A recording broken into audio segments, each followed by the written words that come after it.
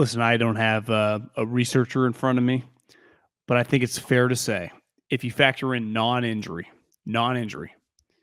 is this the worst top 20 pick of all time? He did not make it to year 2, week 1 on that team. Non-injury. So I think the short answer is no, because first round picks are not all weighted the same, right? Like the number 2 pick missing on that pick is way worse than missing on the 17th pick. Like Jamarcus Russell lasted 3 years in the NFL. Yeah. But drafting Solomon Thomas ahead of Josh Allen is probably a worse pick, right? I'm just strictly talking about length. He did not make it. I understand. I'm just separating. I think there's 2 different ways to talk about worst. But from your perspective, has there been a guy that lasted less time without being arrested or injured? He did not make it. Or even, here's the thing, he was not even tradable. They could not trade the 17th pick in the draft. I would imagine they would have given him away for a 5th or 6th round pick. Or a 7th. They would have traded him for a 7th just to get off of the money. Let's just go from 18 to 32 and just go, would teams trade for this player? Not even factor in what. Is he a tradable player? Who was picked after Alex Leatherwood? Jalen Phillips, actually. I honestly haven't watched that much Dolphins, but I would imagine he's a tradable player. Kadarius Toney went 20. Kwity Paye, 21. Tradable. Harley. Tradable. Najee. Travis Etienne. Tradable. Rashad Bateman. Tradable. Elijah Moore, 2nd round. Javon Holland. Landon Dickerson. Yeah, I mean, we keep going. First round. It's pretty historic how terrible Gruden's run was high in the draft, right? Well, remember he had a 3rd round. Who was the running back? Lynn Bowden got cut today. Saw that. The corner from Ohio State. We took in the 1st round. He's in jail currently.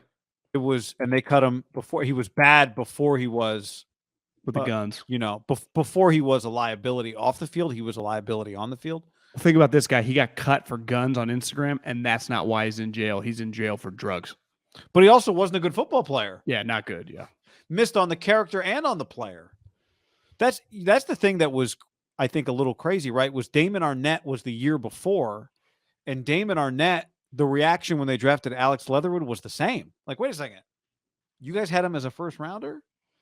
And, of course, the 2020 draft, not only was it Damon Arnett, it was Henry Ruggs. And the 19 draft was Farrell, Jacobs, and Jonathan Abram in the 1st round. So they had 3 picks, 2 1st rounders in 20 and 1 in 21 that are no longer on the team. And 2 of them are in jail. Jacobs is still on the team. And 2 of them are in jail. God. I mean, both 20 picks are in jail. Man.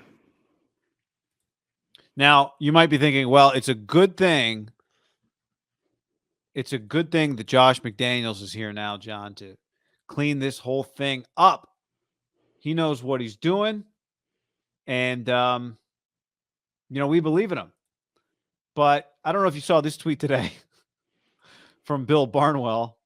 The Patriots had 13 first, second, and third round picks from 2018 to 2020.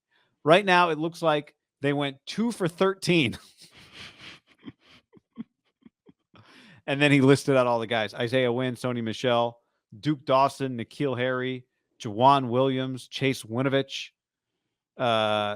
Damian Harris, Yadni Kajust, Kyle Duggar, on and on and on. They cut Devin Asiasi today and Dalton Keene, who were their 2 third-rounders in 2020.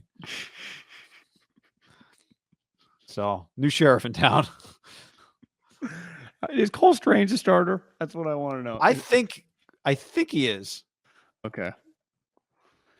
That's Patriots. Cole check it out.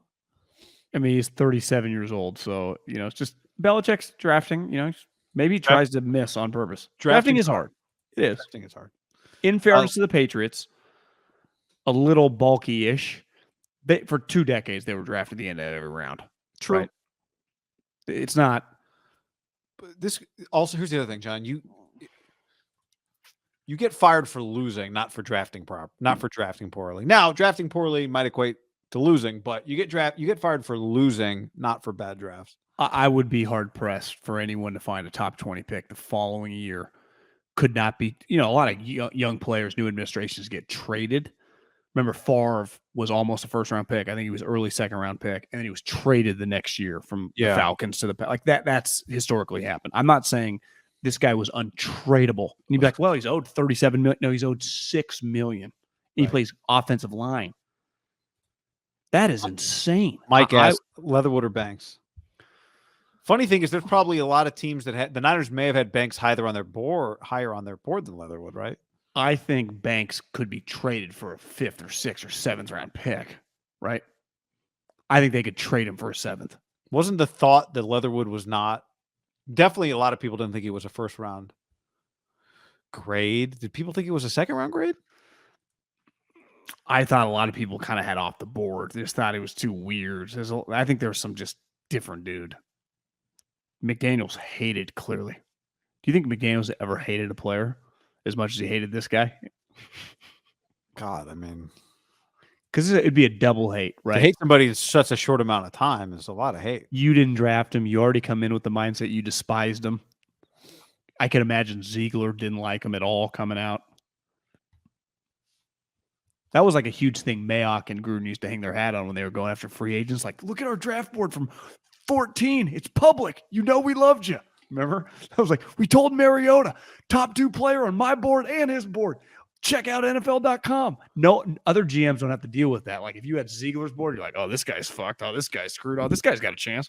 Can you imagine if every GM had to, like, when they inherited a team, had to put out their draft grades on every player on the team? That, like, if Joe Shane, when he got the Giants job, had to put out his draft grades on all the players on the team, it was like Daniel Jones was a 5th. Oh my, he's screwed.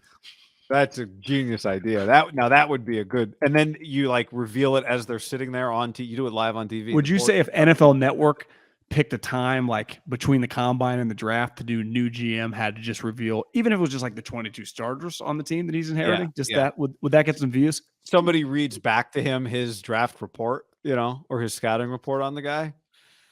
You wrote here shitbird. Now, when you wrote that about your starting left guard,